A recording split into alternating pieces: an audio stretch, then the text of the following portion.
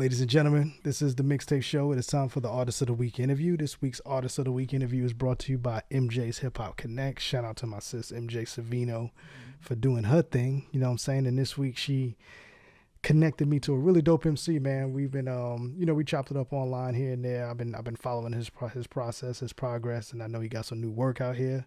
So I'm glad he took a little time out of his busy schedule to join us here in the Mixtape Show. He goes by the name of Tre Dot. And he is now officially Boom Bap alumni. And brother, welcome to the Mixtape Show officially. Man, how you? Yeah, that's what's up, man. Appreciate the opportunity, man. I've been back forth with you forever, man. So I recognize the face as soon as I got logged in. Okay. Absolutely, man. Yeah. Yeah, man. I want to definitely get into the new work that you just released here recently. I want to get into, your upbringing. We come from the same area, so I definitely would love to know what life like for you coming up and your soundtrack was on South Side in Jamaica, Queens. And we're going to talk about that adult contemporary hip hop, right? I know you go under that banner. I got another brother who's been on the show for over the years. His name is Antoine Mack out in Milwaukee. He's flying that umbrella, that banner as well with the adult contemporary hip hop. We'll get into that. And then we'll just chop it up, man. So let's and I know you reside in North Carolina now too as well. Let's go back to Southside Jamaica, Queens, man. What was your soundtrack like when you was coming up as a youngster during your influential years where hip hop touched you, man? Okay. What does your soundtrack sound like when you were coming up? Southside Queens, block parties. Most of my family was like, I know you said Donny Hathaway was a big influence, and Donny Hathaway, man, he was a unicorn musically, you know what I'm saying? Like those vocals, you would never hear those type of vocals ever again in life ever. And you had to be there for his era. I know you said Run DMC as well. I believe I heard Run DMC. Yeah, because Run DMC was in Hollis, so when they hit the game hard, they came through in the Cadillac and riding by. And those are like our superheroes coming up. When Rakim first came out with the jersey, the cut with the, that was new to us, and everybody was copying that style. Like hip hop used to really create mood and emotion, man. Like when I saw an interview with KRS-One, he made a definite, emphatically said that to us when we was in the crowd. Mm-hmm. And I got to talk to him for a second when I was in college. That's what he said. The music should create a mood and emotion, and hip hop is kind of missing that on the grand scale. I'm not going to say hip hop is missing that because you know yourself, there's a lot of artists that's putting out dope music. Mm-hmm. But on the grand scale, we're kind of like under that. You know what I'm saying? So we're not in the forefront. And Fredro Starr was one of my partners growing up. Went to high school with him, and he used to cut hair as well. And on Jamaica Avenue and a couple other spots, man. Nice with the Clippers, man. Nice with the Clippers. Hey, man, Sticky, mad cool. And, I used to be scared to rhyme coming up in New York. Like I didn't rhyme at all because there was so much talent around me. Mm-hmm. All I did was hoop. But in my private time, I would write. And I think me starting the MC came out of anger. Mm-hmm. Real, because my parents made me move down south. After my mother had a car accident and stuff, my parents are from the South. So as a teenager, I had to move down South. So that was like my therapy, just writing. Oh, okay. You know what I mean? So you're a first generation New Yorker then, huh? Between your parents, I guess, yeah. Your parents, I guess, yeah. So your parents was. Yeah. Me too. Yeah, my parents grew up in South Carolina, and then they moved up north, and then me and my sister was born, so we the first generation New Yorkers out of the cousins. So yeah. We've all dealt with that. And it's funny because most of the people in New York have family in the South, whether it's North Carolina, South Carolina, Atlanta, or wherever. Mm-hmm. You know what I'm saying? And we're like the melting pot of a lot of different areas. Like there's New York all over Texas. There's New York all over North Carolina. Absolutely. That's why the sound of hip hop is so crazy now. Like even with you and your shows, you probably get music sent to you in places where you be like, damn, they got MCs in North Dakota. Like, Absolutely. Yeah. Yeah, like this shit hard. Yeah. It's it's a group that Duck City Music out of West Virginia. I was introduced to them years ago, and I was like, I didn't know they get down like that. And it was them. They solid, brother, and that's when like that when you realize like, yo, hip hop really is everywhere. You know what I'm saying? There's really some dope talent out there, and like you said, it kind of has that New York influence because it always goes back to I grew up listening to whatever era, Run DMC. I grew up listening to Mobb Deep. That kind of stuff. So it's just funny how it is the melting pot. New York is the New York hip hop melting pot, man. I love it though. I love it. I think it's good for the sound of hip hop.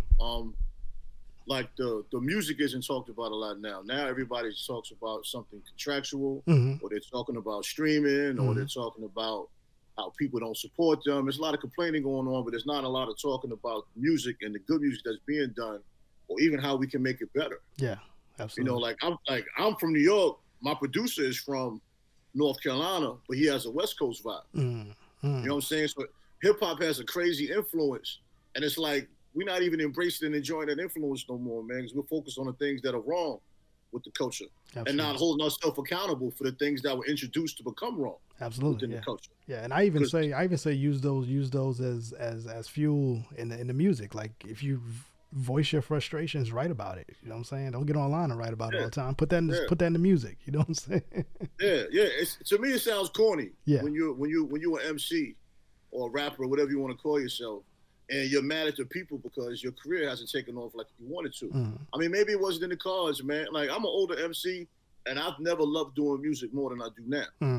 You know what I mean? Because it's truer to me and it's more pure. Like every song is a soundtrack to something that happened on in my life, or something that I foresee happening. Absolutely. Or something somebody else told me that was happening. It's just, but that's the way I grew up knowing music. Yeah. Johnny Hathaway, Marvin Gaye, Barry White, and people like this. As a kid, I remember hearing every song was a soundtrack to a situation where you can close your eyes and place yourself there. And hip hop used to have that vibe as well. Run DMC made you feel like you was at a party. Yeah.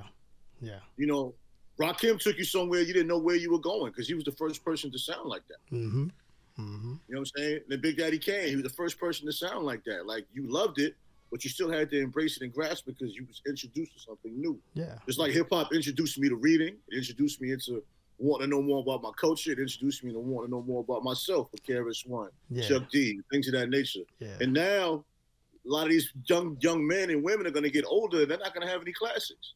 Absolutely, yeah. Microwave mentality, right? Pop it in the microwave, eat it real fast, and there's no good nutrients in it. Yeah, man. I grew up same era, so I grew up, Public Enemy, Run DMC, X Clan. I was always drawn towards the message. So when Nas came out, I was a little bit. I knew about Rakim, but when I was really, as I like to say, musically mature, that's when Nas dropped, and I was like, whoa, you know what I'm saying? Yeah. Hearing the jewels and that in the early Tupac work before the Death Row years when he was Strictly for My Niggas and Tupacalypse. That was when he was putting a lot of the message in the music. That's when I was like, yo, I like this, you know what I'm saying? Public Enemy, even though in X Clan, like I said, they was heavy-handed with the knowledge, but I loved it, you know what I'm saying? And very heavy-handed. And we it's still some artists out there that still do that, you know what I'm saying? Like you said, it's just not broadcasted on the mainstream like it used to be. And so you kind of got to dig for it a little bit and all that. And you said something very interesting. You said that as you've grown older, you're having more fun making the music. Therefore, because you have more life experiences, I'm assuming. So therefore, it's, when you write about this stuff, people like me can relate to that music. So talk about that, man. Talk about the fun of creating in the older age and the fun of living life, and bringing that to the forefront in your music now. How's that experience been for you with your creativity now? Well, it's great because now I can speak on life experiences that I'm proud of. You know what I mean? Life experience I had in my 20s and 30s, I'm not necessarily proud of.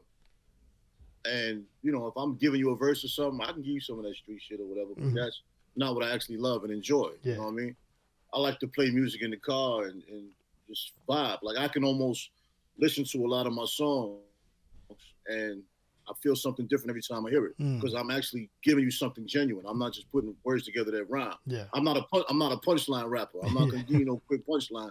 I'm going to give you something that you might have to hear 2-3 times to know what I'm talking about. But it feels great because that is my therapy. You know what I mean? Because I overcame depression, I overcame alcoholism, and that is my release. Yeah. You know what I mean? It's like I have a podcast with my partner. That's my release. Interviews like this are my release, which is I've talked to a couple of people when I was interviewed, not to go off topic, but I say to them, a lot of younger artists don't understand the value of shows like yours. You know what I mean? It might take 100 of these shows for me to just gain 2 or 3 more people to listen. You know what I'm saying? It's the work that has to be put in. Yeah. If a person at LL's level is doing interviews every day, why can't you do interviews? You know what I'm saying? You're worried about numbers. Yeah. That's what's also hurting the culture. Everybody's worried about numbers. They're worried about views. They're worried about follows. They're worried about shares. They're worried about going viral and doing things that are shocking instead of being genuine. Like I'm gonna drop 3 EPs in one day, right? Yeah. And I don't think it's been done before. I don't know. Maybe it has. But all three of them are different trains of thought. Hmm. I mean, at Blood, Sweat, and Tears, which is just a thought process of an adult male trying to do this hip hop thing. I got Soul Trade, which is just boom bap, meat and soul. Mm-hmm. That's just all boom bap soul with my man Elias Soul that's singing the hooks. And then I have Love Makes a Difference, which is everything just speaking on love. Not on no sucker sap shit. Yeah. Just how as adults you deal with love and try to navigate through love, because we don't know how to navigate through love. Nobody teaches us that stuff. Yeah. Everybody lied to us. So we got to figure that stuff out as we move on. Yeah. So those are just three. Yeah, that's dope. Yeah. So 3 EPs gonna drop in one period, one day. Yeah, because I'm gonna throw a release party probably September, either September 28th or 29th. Okay. And last week of September, right. I had to push it back. I'm gonna have a band. I'm gonna have a DJ. It's gonna be a free event, and I'm gonna have some hard copies of all 3 EPs on one CD. I'm gonna sell. Then I got my merch from my Love Mad line, and that'll be the official launch of all 3 of those. Nice. I mean, you can get them separately on Bandcamp, or you can just get the whole thing. I'm kind of off of the streaming shit. Streaming kind of got me tight. I really don't want to mess with it no more. I don't care. You know what I'm saying? Understood. Yeah. Bro, if 50 people, if only 50 people get my album, I'm fine, bro. Yeah. As long as DJs like you and all these other DJs I connected with take a song from me every once in a while and spin it, man, I'm cooking. I'm not worried about streaming on all platforms. Yo, I'm tired of telling y'all that shit, bro. I'm me and you in the same thought process, because I think the same thing. And we know that the powers that be have brainwashed the artists to think that it's greater to have the streams than to actually put $1 in your pocket, right? And so now people like you and I, we're swimming upstream to convince people, don't you want a copy of the project? Like, don't you want this? You want to own this piece of art? You know what I'm saying? Like, it's cool to have it in your phone and pay that monthly subscription. That's convenient. Hey, for the customer, that's great. You know what I mean? But for the artists, for me, I'm a consumer of music, so I love to purchase the music. I love to support the artists because I grew up in that era where I've been hearing that. I grew up in the era where I like to support the physical. Like, I got cassettes up here from artists. I got, I still buy vinyl. I do all of that, right? So it's funny to me to tell, like, when people's like, well, I can just listen to it on your streaming. And I'm like, well, why would you want to do that? Because what if Apple decides they want to cancel that whole platform tomorrow? You lost all that music, you know what I'm saying? And for me, as an artist, why would you want to throw your needle in a haystack for people to find? Yeah. Like, you know what I'm saying? Like, you're just kind of throwing it out there, and now you got to work extra hard to get people to listen to it, where you can set you up a Bandcamp, set you up a website, and say, hey, man, you can only get it here exclusively. Now you're trying to condition the people again to feel like this is exclusive when you come over here and get the music. You know what I'm saying? This is where you want to come get this, because you ain't going to get this nowhere else. So I'm like you. I'm off of streaming. I don't have any of my work on streaming. Like, the artists I work with, we have that discussion on the front end, and I don't like the streaming. To me, it's not a good model to collect genuine relationships with people. You know what I'm saying? It's just like, you don't know who really listens to your music under the streaming. So and then everybody's numbers are fake too. Absolutely. There's people out here claiming 5-10 million streams, and they can't even do a show and get 20 people to come. That's it right there, right? And they don't care about that. But I want a true indication of anything I do. If we put this interview on YouTube and I had 10 views, that might be 10 people that really rock with me musically. I'm good. Yeah. Rather than have 20,000 and I didn't connect with one person. Not one person. I hear that, bro. You know what I mean? That's crazy to me. Yeah. You know what I mean? Well, let's talk about the music, man. Let's get these people invested in the music, man. You got the 3 EPs dropping. You got the new single that we MJ sent our way a few weeks ago. We've been playing on the show. Let's talk about that, man. What's the name of that first single that you had dropped here recently? Love Story, which is going to be part of Love Makes a Difference. Mm-hmm. That's the first one I put on Bandcamp, so that was my first introduction to telling streaming services you don't see me no more. It actually can be a serenade to hip hop if you listen to it lyrically. Mm-hmm. But you know what I'm saying? And a friend of mine actually asked me, was I trying to subliminally do a love song for hip hop? And I wasn't. But then when I listened to it, I said, damn, I'm about to steal that and tell people that's what I'm doing. And but that's the beauty of hip hop too. Everybody gets lyrics differently. Everybody's perception is different. But it's actually about but it's actually about being in love and not knowing what to do with being in love. And then accepting the fact that you're in love and still confused on why you're in love, but you love being in love, but you don't want to mess up being in love. So, absolutely. Yeah, that's what it is. Yeah, I get that, man. That's dope, bro. I like that, man. I'm married with kids and everything, and I still think that way sometimes. Like, but see, you're the person that is the blueprint of the people that I want to talk to. Yeah. Everybody else is a bonus. You know what I mean? I'm talking about the shit that you can play in the car with your wife and y'all can look at each other and laugh at it because man, we do this dumb shit. Man. Yeah. You know, because love should be fun. It should be, yeah. I even look at my wife sometimes and go, "Damn, you really love me, huh?" Like just being shocked sometimes. You really love her, brother. Bro, like, listen, man. I'm not married. I'm not married, but I've been blessed to have a wonderful team of people and have the best support system possible. And you know, I've had my foolish days, man. I still have my bouts of insecurities and depression when I feel like I'm not good enough. And I have periods of time where, you know, I just get stuck where I feel like I'm closed in behind the wall. I still fight with that. Yeah. Because the thing about depression, I even said on one of my records called Only You, you know, conquer depression to realize it ain't even leaving because it doesn't leave. You just have the tools to navigate through it. Just like me dealing with alcoholism and overcoming that, you still have that. But I know now if I drink a little shot of scotch with a cigar, I know better to not take it too far. Yeah. But it's still in me to be that kind of person. Just like if you're a kind of person nice with the hands, it's still in you to knock somebody out, but you just think deeper. You think bigger. You know what I'm saying? That's really what my music is about. That's what I represent. Yeah. You know what I'm saying? The bigger picture. Absolutely. Yeah. Congratulations on that too, man. My pops, rest his soul, he was a heavy drinker, you know, back when I was younger and drugs, and he got it together. And I was fortunate enough to kind of go to those AA meetings with him back in the day.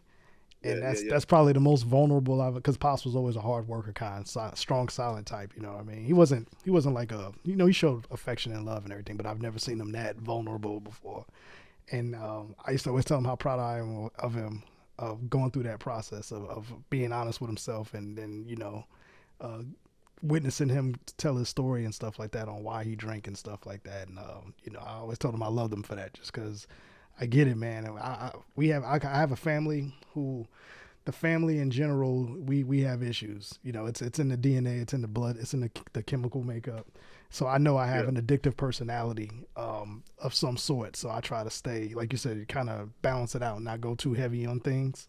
I show the traits because I collect everything. I got all kind of stuff I always want to collect. I always got to have something. So I know I have the addictive personality. So it's like when you recognize that, it's dope that you can kind of, you know, work with that the best way that you can, man. So congratulations on that too, brother, because I know how it is to deal with that kind of stuff.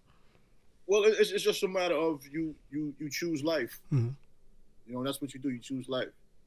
You know, like me in the gym is also part therapy for me. And the father-son relationship you speak on, that's just powerful. Like, you know, that's a whole EP right there. Yeah. You know, that's basically how I write now, off experience of that. But I could tell you, father-son relationship, I say this, my son is 30. My last birthday, my son made me cry for the first time since the day he was born. He sent me a voicemail.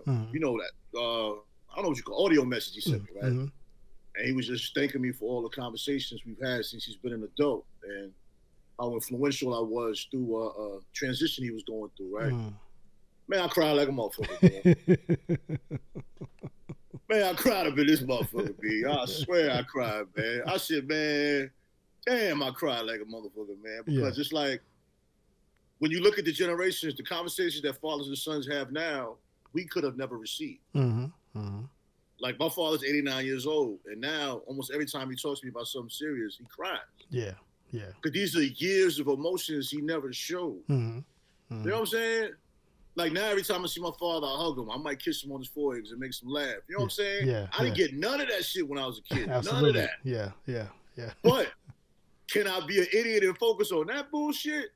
Or do I love this man that's still in front of me? You know what I'm saying? Yeah. That's what we got to get over. And I rhyme about shit like that too. Yeah. That's what we got to get over, especially as black men. I don't know what other races do. But as us, we got to learn to love the things we love while they're in front of us and stop doing backflips and cartwheels at these funerals. Absolutely, man. Absolutely. Yeah. We lost Pops 2 years ago, and I told him, you know, when he was sick, I was just like, man, I just want you to know I love you and we good. I don't want you to think I ever felt any type of way towards you, because I know you worked hard. I know you worked 2-3 jobs and you didn't have time to come to the baseball, you know, like all that stuff. I was like, we cool. I just want you to know we were cool. And he looked at me like, "Yo, thank you." You know, so because you could tell you kind of been holding on to that type of stuff. Yeah, And, you yeah, know, when yeah, you yeah, yeah. and you know, I assume, man, and it's gonna happen to all of us when you laying in that bed and you know the end is near, man. I know you think about a lot of things. So I was wanted to ease his spirits, just let him know we cool.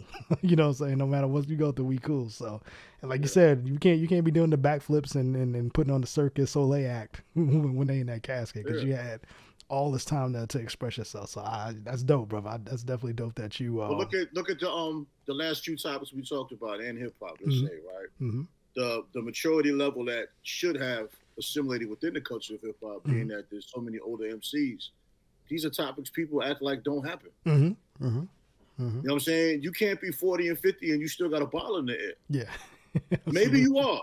Maybe you are. Maybe. I don't know. Maybe you are. Yeah. There's always an old guy in the club, but I'm not him. You know what I mean? I don't assume you are either. But within the music, why we can't represent more things? You should be able to, on your mix show, have 10 records and everyone be an identifiable person. Man. Different from each other. Man. A lot of radio shows for a whole hour is one record. Yeah. You know, it's funny you say that, because I just had this conversation with my brothers the other day. I was like, man, because they was like, yo, why the show don't come on every week like it used to? I said, bro, I get 40 emails a week and 37 of those all sound the same. You know what I'm saying? So I literally have to.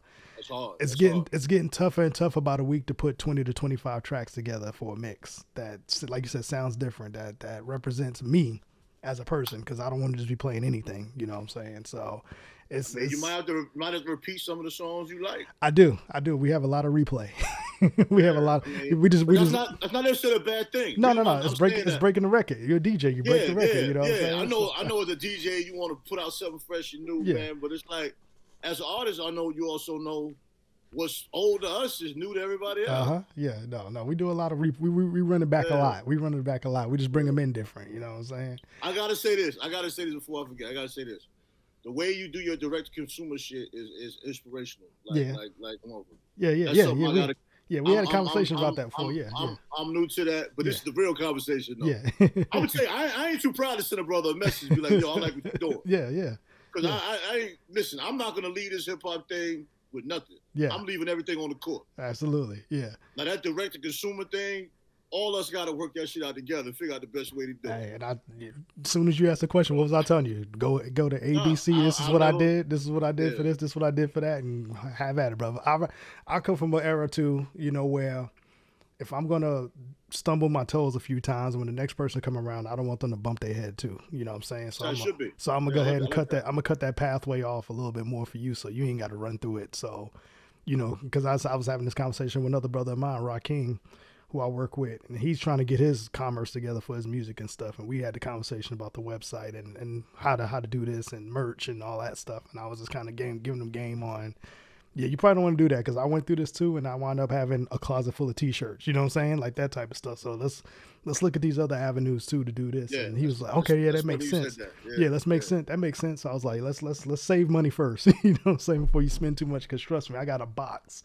And I'm kicking it right now. I got a box full of stuff that I can't use because I wasted, you know, trying to do too much. So that's just where I come from, man. If I see somebody want to do something, then I have no problem giving that information, because it's not going to hurt me in the long run. It's not affecting me in any way.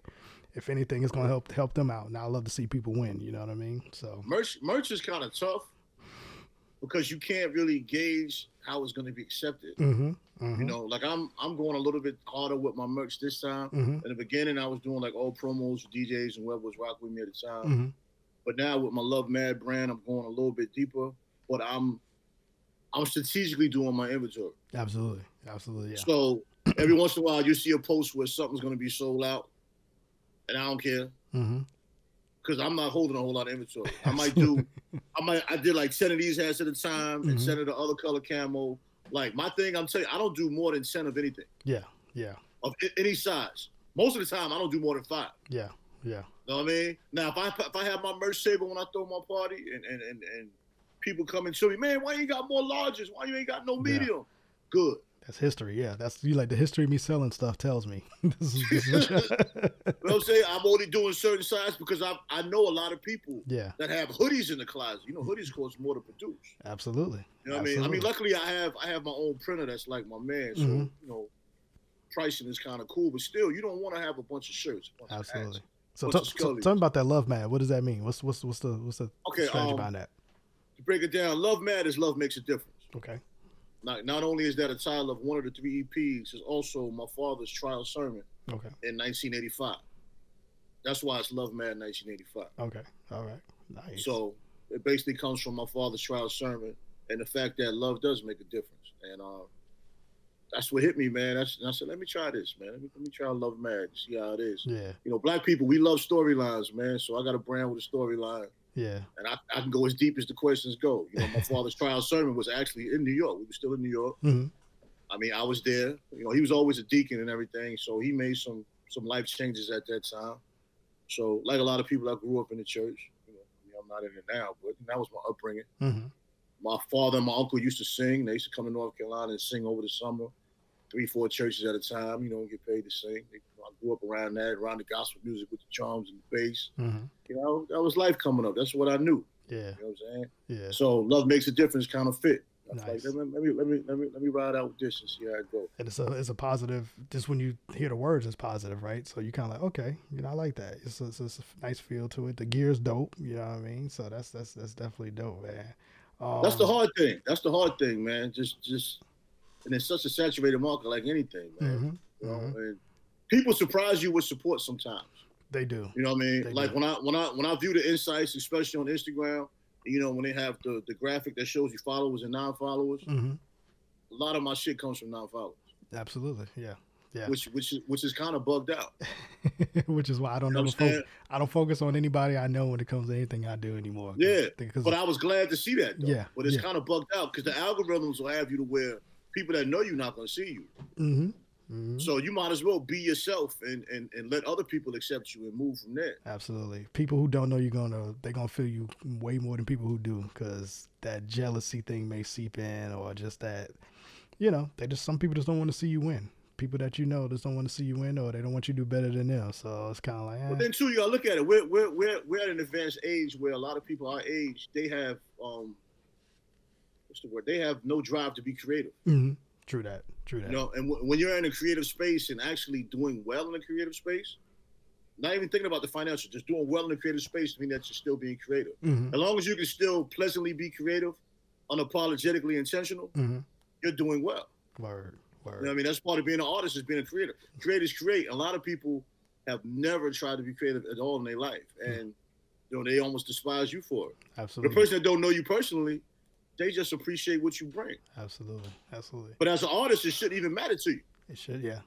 Absolutely. It matters to you. Well, touch on that, man. What does your creative circle look like right now? Now that you brought that up with the people that's around your age group and all that stuff. So what does your circle look like? How does that fit for you? My circle is a half moon. Okay. I got my man Skii Sharp. That's my main producer.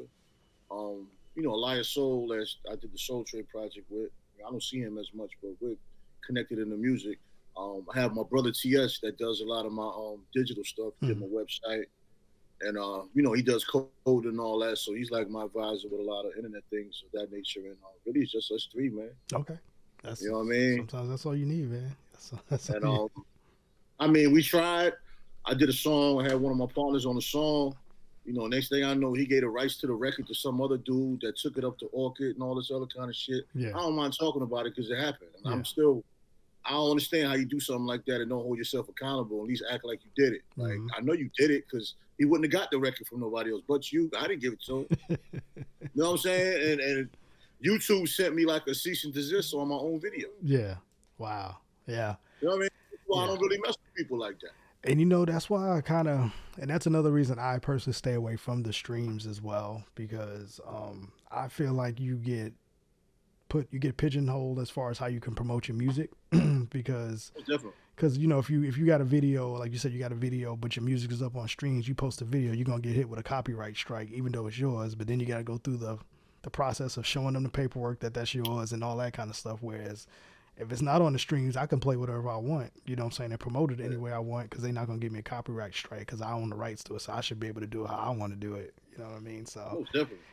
And that's one of the little small things I like to tell. Like, you know, they're like, well, I like to keep it on Facebook or so-and-so. So If somebody see you on TikTok, they can do a video with. I said, do your own video, do your own video. Like, why do you need somebody else to do it for you? You know what I'm saying? I get you know, there's ways around it. But I tell somebody like this, if you see people that make videos like that, you can just approach them and give them your record. Absolutely. Yeah. Yeah. You know what I'm saying? And they could just do it and give you the credit in the comments. Yeah, that's the old school approach how we used to go street team it, you know, go to the DJ and give him the record and do something with it, or you know what I'm saying, that type of stuff. So I approach anybody. If I know you're a blend DJ, yo, I'll approach you. I got acapellas, man. Yo, if you rock with it, I'll send it. Yeah, worst thing you can say is no. Yeah. A lot of people say yes and still don't do it, but I don't care. I built another relationship though. Absolutely. I look at it as another brick in building a foundation. Like a lot of artists, they think that if they send you a record and you don't play it, that's it. They don't talk to you no more. I mean, maybe it didn't fit your plans. Maybe you didn't get to it yet. Yeah. Maybe that song wasn't the right song yet. I was gonna say, either that song to me may not be the one, or because I pay attention to other mix shows as well, and I'm like, well, why would I play a record that everybody else is playing at this current time? So I'll tell them, I'm gonna hold on to this one, but what else you got? Send me something else. I don't care if it's old or new. Give me something else. Let me work with that because I want to play. I want to have a fresh sound on mine. So. Yeah, man. Like I said, it's all about working in relationships and all that stuff, and you know. Okay, let me ask you something. All right. Okay, let me ask you something because you're from both sides of the spectrum. I know you're supposed to be interviewing me, but I'm gonna ask you. We good. No. All right, I'm dropping 3 EPs, right? Mm-hmm. I had a digital marketer that was telling me I shouldn't do that, right? But from my perspective, is I'm doing something different. My demographic is different. Now with 3 EPs, you as a DJ. You might, let's say you have a link to all 3 of those EPs. But you could pick a record off of them shits for the next 2 years. No. That's how I operate. I usually. So tell me, what am I losing by giving you 3 EPs, which is going to be a total of 17 records, I think. 17 total records, yeah. And of course, none of my records are more than 3 minutes. Okay. Yeah. With that, you could just hit me up and get the instrumental, get the acapella, because I got them all on file. Yeah. See what I'm saying? And if you buy the hard copy, yo, you got 3 EPs of music. Yeah. No, I come from the school of you do what your heart tells you because your heart's never wrong. Your gut's never going to be wrong, right? I get why the digital marketer says it because you're going to confuse the consumer, but I look at it like this. The consumer don't know me. I don't know them yet. You know what I'm saying? So who am I confusing? Who am I confusing? Yeah. See, and I think niggas don't even know me. So that's my gripe with these so-called social media gurus about music and all of that. Because a lot of the information that they give out is based off of if you're a pop act or you're trying to be a commercial rap act. You know what I mean? That. Oh, you shouldn't do it this way. You shouldn't do it this way. And I'm like, yeah, that's cool, but I'm a hip hop dude. I'm an underground hip hop indie dude. To where the people I rock with, the people I roll with, we don't bite and we don't copy. So we always try to think outside the box when we do stuff. So the fact that you're dropping 3 EPs, I'm intrigued by that because now I want to hear all those records. Because now as a competitive DJ, I'm gonna play some shit that the other DJs may not lean towards, and I'm gonna get funky with it. You know what I'm saying? So. That's something I would love to do, you know what I mean? So I always say to artists, like, do whatever you feel, man. Don't the people gonna find you. Your tribe is gonna find you one way or another. Just put it out there and then just promote it. Just promote it. And don't promote it like it's old. Don't promote it like it's just promote it. You know what I'm saying? It's the people gonna find you. On another level, when you look at hip hop, let's start from the 90s, right? Every artist that had any level of success had a storyline. Bro, this is my storyline. Yeah. I'm giving you 3 EPs in one day. I got the clothing line Love Mad. Love Makes a Difference. My father's trial server, 1985. Yeah. This is where we're going. Yeah. Overcame depression, overcame alcoholism, Boom Bap Soul. Everything is there. Yeah. The story is there. Yeah. You know what I'm saying? We don't have the print magazines and all that crap like we used to, but we got to create our own dynamic. Absolutely. So within the website, if you go to my website, you see pieces of everything I'm saying, describing what I'm doing. You gotta have that there. You building your story. Before you know it, overseas is calling. You gotta tour the joint. Yeah. But we're at an age now that maybe we can't do the tour. I gotta go to work. Yeah. Call me on the weekend, right? You know what I mean? I fly out Friday night. I can fly out Friday night. I get a 3-day weekend every 2 weeks. Hey, you call me on one of those weeks, I'm gonna put son. I've had these conversations. Yeah. One gonna ask me to go to the Philippines and stay 2 weeks. I'm like, oh hell no. I can't do that. I can't do that. Tokyo for 3 weeks. I'm like, bro, I can't do that. Unless the money is crazy. Yeah. But hey, that's dope that was an option, right? That was an option given to you. So that's when you Man, know. That's what you know. Whatever I'm fun. doing is right. What I'm doing is right. Bro, it's fun for me. Every spin, to me, is a new story. Yeah.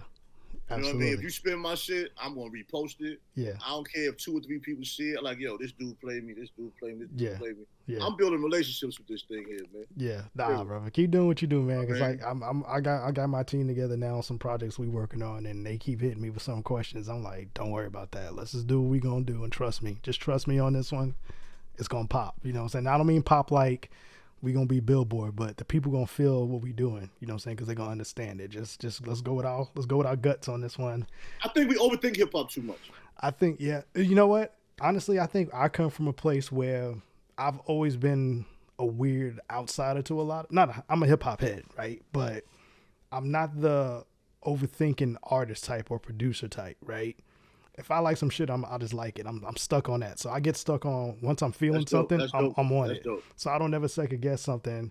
Now I may send a beat out to somebody and they say, nah, it's not for me. I'm like, but I'll find somebody that's going to like it because I like the shit. You know what I'm saying? So when I do my show, when I first started this show, people was like, you shouldn't play indie because we've been doing this since 2011.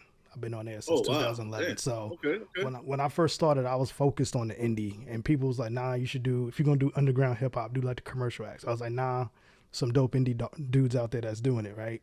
So we was on the front end when TuneIn was letting internet radio in on their servers and stuff like that. And at one point, bro, we were in the top 40 in all of TuneIn. It wasn't a category. Like, we wasn't like hip hop or pop or it was top 40 listen station on TuneIn. And that's worldwide, right? So I knew we was doing something right. And I just stayed with it, stayed the course, and focused on the indie. Now I may get like a major artist come in and do an interview with them, but I would always load it with heavy indie songs, you know what I'm saying, on that episode. Because I knew people was gonna listen, so let's just hit them in the head with a bunch of indie. To the point now where it's like everybody's doing independent hip hop now, you know what I'm saying? So I've always kind of been an outsider to where I don't get in my own head about that type of stuff. I may get in my head about technical things, but I don't get in my head about making a decision. Once I pull the trigger, I pull the trigger on a lot of stuff, and I don't think twice about it. To my detriment, it blows up in my face every once in a while. But I can say, I tried that, let's regroup and let's do it again. So I try not to get into the artist thing, and I think that's why a lot of people I know like fucking with me, because I'll make the decision before they will. They don't want to. They want to keep talking about it. I'm like, you know what? I'm gonna pull the trigger on this. We're gonna do this. You know what I'm saying? So, because it can hurt you, man. I've worked with artists who, for years, we've been trying to put stuff together, and I'm to this day, I don't rock with them no more. But to this day, still waiting on for them to drop a single, just because they keep getting in their own way with stuff. You know what I mean? So I can't work like that. I'd rather you just put it out there. Like I tell people, release the music and worry about the stuff later. Just release it. Just put it out there. Yeah, I mean, we'll figure it out. Bro. And we'll figure it out. So the fact that you say I'm gonna drop 3 EPs, that's dope. Yeah. You know what I'm saying? That's dope. My only problem was putting this release party together and having the band in chat, because I tried to use this other band that lives closer that were in contact with a friend of mine, but they weren't as professional enough to have me comfortable. Yeah. So now I got to get some dudes that live further out that I know is gonna perform. Yeah. But they like 2 hours out. Yeah. And that was my only hiccup, man. Yeah. That was my only hiccup, because I don't want to have it like halfway, man. Yeah. You know what I'm saying? Absolutely. Yeah. No, you put your name. Your name's attached to this. You know what I'm saying? But we have a short attention span, and then I'm gonna have the merch table, man. I want people. It's free at the door, so I want you to leave with something. Something, man. Yeah. CD, hat, T-shirt, something. And I'm not just saying it because it's mine. I'm telling you, the merch actually came out dope. Yeah. Nice. It actually did. You know what I mean? Nice. The hats actually came out dope. I got mad different styles of hats, beans. I got the crop top hoodies for the ladies. I mean, it actually came out dope. I'm proud of it. I took my time before doing it because it was trial and error, man. The first line of hats I had, before I started the Love, man, I just had my face logo on it. Mm-hmm. Some of them came out good, some of them did. Yeah. You know what I mean, I tried some things trying to be cost efficient that just didn't work. Yeah. Sometimes you gotta invest. You know what I'm saying? Yeah. You know what I mean? Well, more so research, because actually I didn't end up paying more for better quality. I just had to take my time and strategize. Yeah. You know what I mean? It's just like when people complain about studio time and producer costs, this, whatever. Man, look, I say like this: I've never had that problem. Mm-hmm. Mm-hmm. You know what I mean? But I have mad niggas that fuck with me. Yeah. Yeah. Yeah. Yeah. You know what I mean? So I got niggas that want to produce EPs for me. Yeah. Yeah. I mean, I got niggas that want me to come to their studio in between, you know, getting their bread. Yeah. Because I build relationships with people. That's always an important part, man. To me, that's the but that's people the don't best understand currency. that. Yeah, that's the best currency. They put more effort into showing everybody they got it. Nigga, I ain't got it. Yeah. I need you to buy something. For real. You know what I'm saying? I'm going to move to California. Shit high out there, but listen, I have to. One day I'm gonna have to justify why I'm still doing this shit. Yeah, absolutely. And that day coming soon. So me getting these 3 EPs out, yo, I need y'all to help me out and make it make sense, man. You hear the man. You hear the man. Make it make sense, man. So when you drop it, it's gonna be available on your website. Plug that, man. When it comes out, it's released. Our website is tredotmusic.com. On Bandcamp, you know, it's Tre Dot. Most of my socials are board Tre Dot. Also Tre Dot Music on Instagram. Really, it's supposed to have been out at the end of this month. Okay. But I'm thinking about throwing a whole EP out on all 3 EPs out on Bandcamp on the 1st. Okay. Just have it floating around. And then when I do my release party, I'm gonna have some hard copies. I probably had hard copies before that. Okay. But like I said, I'm gonna get all 3 EPs done on one. I'm gonna have one cover on the front, one cover on the back, but it'll be 3 EPs of music. Okay. And I'm gonna see how it go, man. I'm only gonna get it. I'm gonna start off with 100 CDs, and I'm gonna see how long it take to get rid of. Yeah, definitely. Let me know, man. Hit me in the chats and let me know when it's available. I'll go support that for sure, brother. Definitely want to go support that. Yeah, I appreciate that. Man. Yeah, dope, man. Who you want to shout out, man, before we get up out of here, brother? Hey, man. First of all, I'm gonna shout you out, man. I'm happy to see you, man. Face to face, man, because you know, it's actually a big world with a small culture. Absolutely, you know, absolutely. You know what I mean? Definitely shout out to my producer Skii Sharp, my brother TS. Definitely shout out to my son Miles, my 2 brothers. Definitely got to shout out MJ, man. MJ's been very instrumental, man. And I gotta shout out my management. I call them management. My management tip out there in Cali. You know what I mean? Absolutely.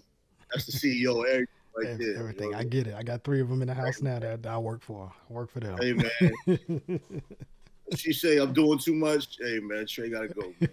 I hear you, brother. You know what I hear you, brother. I get you in that justification stuff too, because my wife was like, "Yo, you got a lot of equipment back here. Well, you know how much you making off of this now?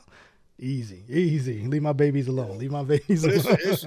It's a beautiful thing when your creativity can keep your spirit at peace. Absolutely, man. You know what I mean, when your creativity keeps your spirit at peace, you know, people chill on that. Yeah, man. It keeps me. It keeps me in the house. It keeps me centered.